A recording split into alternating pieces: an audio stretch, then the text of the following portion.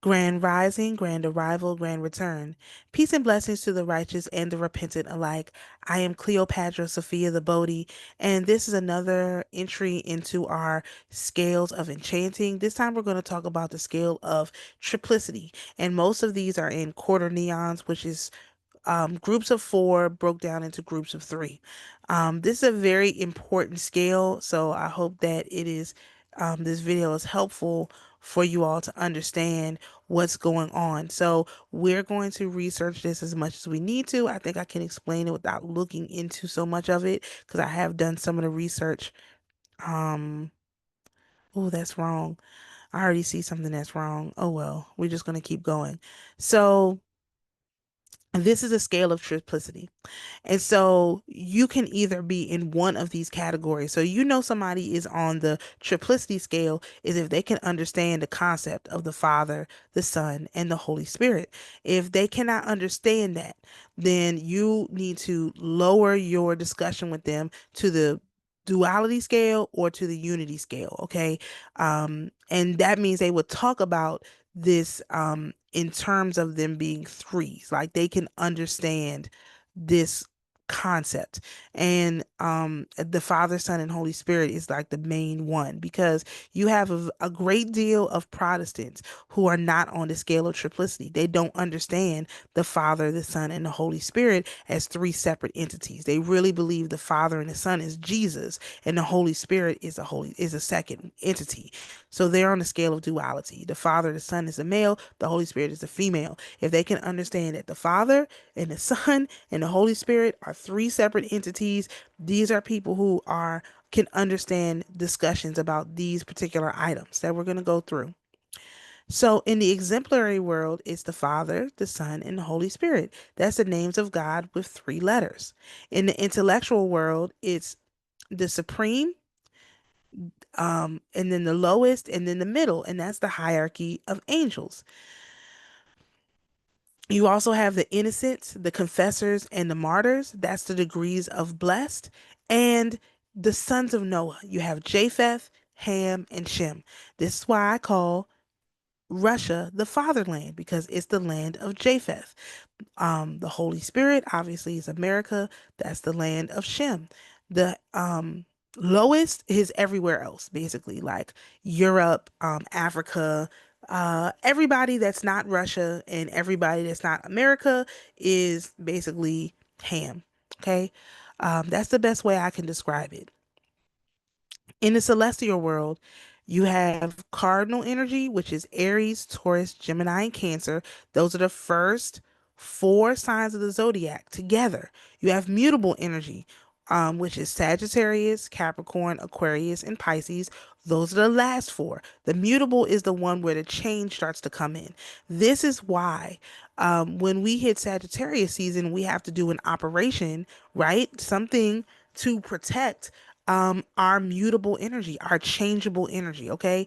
And then the fixed energy is Leo, Virgo, Libra, and Scorpio. That's in the middle, okay? And that's the quarter neon of signs. This is also broke down into this cardinal, mutable, and fixed is used. I'm using it one way, but it's also used another way. When you talk about astrology to astrologers, they use it based on fire, earth, air, and water. This is not like that. This is different, okay? Um, because Aries, Taurus, Gemini, and Cancer is a group of all of those air, fire, water, and earth together. So um, if you're trying to have a complete circuit, you can't put all fire energies together.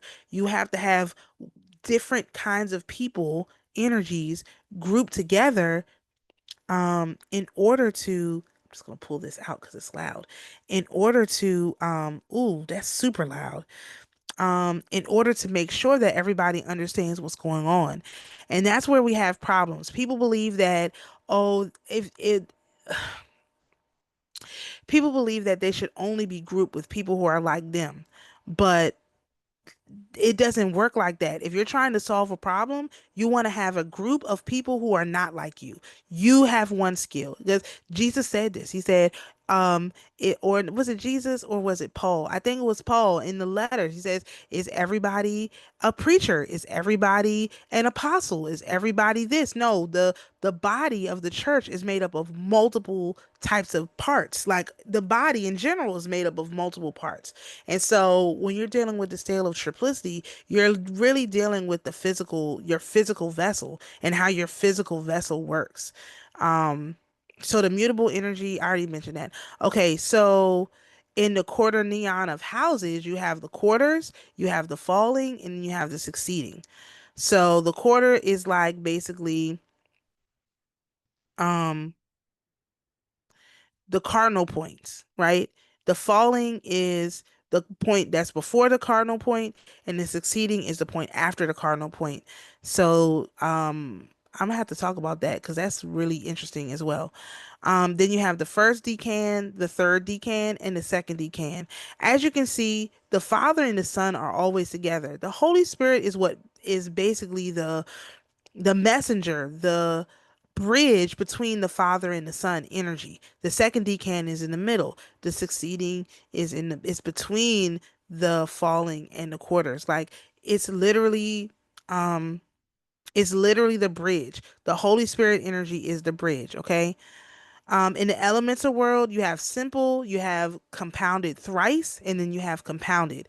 So that's the degrees of the elements if you're into that elemental world, especially talking about like combining elements, making stuff, okay? In the lesser world, the father is related to the head, where the intellect grows, answering to the intellectual world. And the son is related to the breast or the heart, where the heart is the seat of life, answering to the celestial world. The belly is where the faculty of creation is, answering to the elemental world. This is basically saying your gut instinct is where the Holy Spirit comes out. So when in the story of Daniel, where it's talking about Daniel and Susanna, which is the precursor to the whatever, this book of Daniel, the prologue, it says what Daniel was roused by the Holy Spirit in his belly. That's why they use that word to try to corrupt it. But what they're talking about is he had an instinct, he had a gut instinct and had to what? He cried out, okay? So that's what we're talking about here. And this is the parts answering to the threefold world. Then you have death, rebirth, and birth. Okay, so this would be like the maiden, the mother, and the crone energy and how it comes into this world. So in the infernal world, you have Electo. These are the infernal furies, okay? These are the avenging goddesses from Dante's Inferno. If you have not read Dante's Inferno, you can do that. I haven't gotten through all of it yet, but it is on my list to have an understanding of these energies. So Electo, that's who related to the father, is she who does not rest. Then you have Tisiphone, which is the avenger of murder. That's related to the son. And then the Holy Spirit is Megara, which is the envious one. And so if people are in these energies, right? If you have people who have insomnia, that means they probably have some kind of a father issue they need to resolve. They need to balance out. They can balance it out with sun energy or Holy Spirit energy. It really depends on, the other placements in their chart. But if I'm clinically diagnosing someone who has sleep problems, we're going to look, or someone who can't stop, like when like who doesn't have control over themselves, like who just starts spiraling out of control, like somebody who goes off and just cannot come down from going off. Yeah, they've got an electo problem. That's what they need to balance out. Tisiphone is the avenger of murder, right? So this is somebody who's always trying to get back at somebody for somebody who did them wrong. Yeah, that person did me wrong. I got to get back at them. I got to talk to them. I got to address them. That is that kind of person who is in this Tisiphone energy. And if they're in this energy, I'm taking them to Jesus and say, Jesus, this person, that's what they need to do. They need Jesus, okay? If they have to avenge every single wrong that's been done to them. And Megara, this is the envious one. So this is someone who wants what everyone else has, like someone who's never satisfied with what they have. This is a Holy Spirit imbalance. So them, you need to call down the Holy Spirit on them. Okay. And the infernal judges are Minds, Radamantis, and a caucus. And I'm not going to read the degrees of the damn because I got one wrong. But Minds is the infernal judges, Radamantis, and a caucus. So you can look that up and get a better understanding of that. I'm not going to look it up. I'm not going to go into too much more detail with this because I feel like in these scales, we just have to see how they apply. We have to look at groups of threes and really see what's going on. And I feel like it's kind of difficult to really understand what a group of three is until you're actually in the middle of it. So if you have three people, 9 times out of 10, one of the everyone's going to be in one of these energies. And so you can just take a notice of like what happens. So what happens in scales of three? What you have three people. Um, Sometimes you have three choices, right? And so if you know what your energy is, either Father, Son, or Holy Spirit, then you basically know how to make choices. This is something I talk about in my scales of enchanting. Um, Reading because you need to know which energy that you're in, and it could be based on your, I can't remember how I do it for the scales because I have it written down. But if you're just going to do it based on your sun sign, right? If you're Aries, Taurus, or Gemini, you should be in father energy. If you're a Sagittarius, Capricorn, Aquarius, or Pisces, you're in ham energy, mutable energy. If you're in a Leo, Virgo, Libra, Scorpio, you are in Holy Spirit energy. So basically, that's what you would be looking for.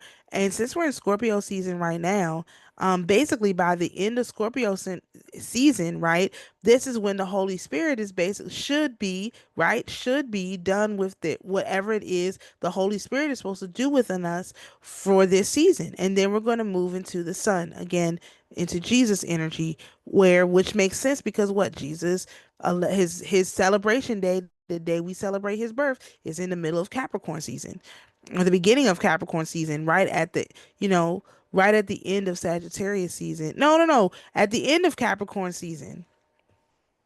No, at the end of Sagittarius season. I'm sorry. The 25th is in the Capricorn. The very beginning of Capricorn season. I kept saying the end, it's the beginning because it's the rebirth, right? It's the new beginning. And that's when we're basically finishing out this year. So when we go into Sagittarius season, this is when we gather all the gifts, right, from the Father and from the Holy Spirit, and we should start to see them manifest in a more physical way. So that's, how this particular energy works.